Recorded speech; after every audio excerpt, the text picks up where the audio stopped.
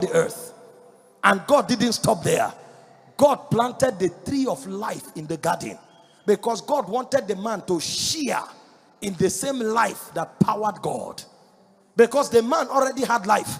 He was not a dead being. The Bible said the life of the flesh, Leviticus 17:11, is in the blood. The man already had blood. So there was already human life. The Bible said God breathed into his nostrils the breath of life and he became a living soul. Genesis 2:7. So the man already had intelligence. So when the Bible speaks of the tree of life in Genesis 2:9, he wasn't talking intelligence. He wasn't talking animated reality. He was talking divinity manifested through humanity. God wanted the man to be a carrier of God. So the man God created and gave the earth carried God's essence, carried God's authority, carried God's presence, and carried God's life. That was why God could say, take the earth, rule over it. But guess what happened? When Satan saw it, Satan couldn't take it. And so Satan went into the studio of hell and began to study. If there is an entity that models God, how can that entity be destroyed? And the whole research of demons and devils was that the only one who can destroy this man is himself. Because although God has the power, God will not. And we are helpless around him. So the only thing is to get him to destroy himself. And the only way he can self-destruct is through rebellion. Because when God was speaking to the man, God whispered, the day you eat of this fruit, that means the day you rebel, that day you will die. So God gave the man the key of life and the key of death. And when Satan discovered that the man could kill himself, the agenda of Satan was to get the man to self-destruct. And they followed through with that until they achieved it. Now, when this man fell, it didn't take God by surprise. Because if God is surprised, then he ceases to be omniscient.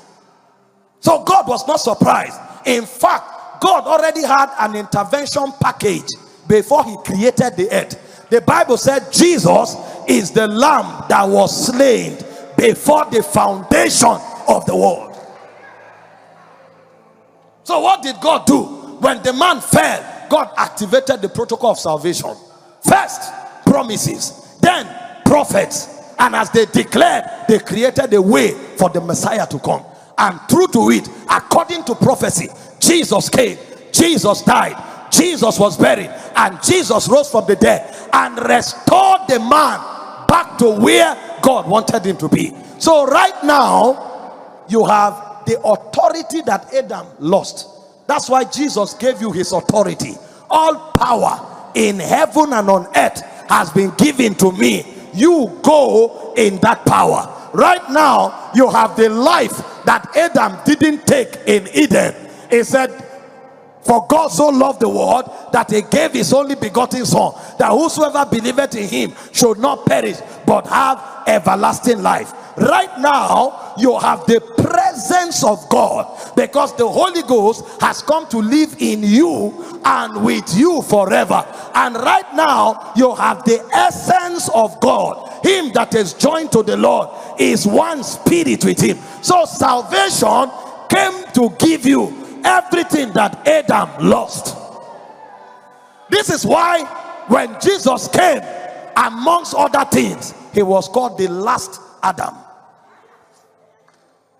So what was lost in the first Adam in salvation was brought back in the last Adam.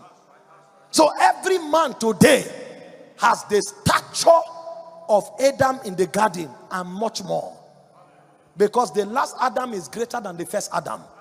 He said the first Adam was of the earth, earthy. The last Adam is the Lord from heaven. He said the first Adam was a living soul. The last Adam is a quickening spirit.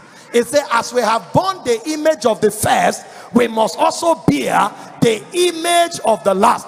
1 Corinthians 15:45-49. So we are not of the order of the first Adam. We are of the order of the last Adam. So every one of you seated here, you are of heaven. Every one of you seated here, you carry the quickening spirit. Every one of you seated here, you carry the image of the Christ. So as he is, so are you in this world.